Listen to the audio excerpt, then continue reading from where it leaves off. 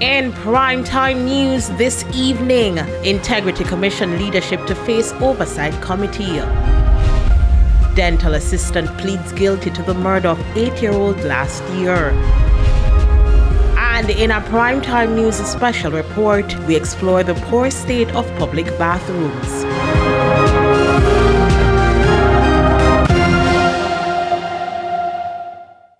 And good evening and welcome to Primetime News on air and online at onespotmedia.com. I'm Archibald Gordon. And I am Andrea Chisholm. Special welcome as well to our viewers on TVJ International in the Cayman Islands.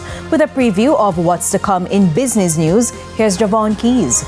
Well, Andrea, when was the last time you visited a post office? Well, the government is looking to change how the post office system works, which by making them into logistics centers. So I'll talk about what that plan is all about later on in the business day. Actually, Andrea and I looked at each other. But I went a few weeks ago, but continue. Well, okay. I have not been to a post office in ages, but Jordan Ford, he has a preview of what's coming up in Primetime Sports. Well, Archie, a Jamaican is set to make history when he competes in the NFL UK Combine. He'll be the first Jamaican-born player to do so. I'm going to have the details in Primetime Sports Tuesday. And to tell us what's happening with the weather, here's Romaine Robinson. Thanks, Andrea. That trough still across the Western Caribbean, still venting clouds, showers and thunderstorms across the area. So another day of that activity is expected tomorrow.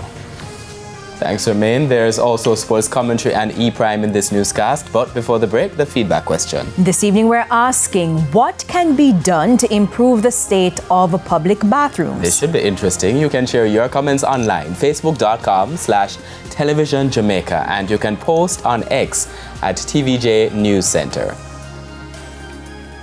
Stay with us. Primetime News returns right after this break.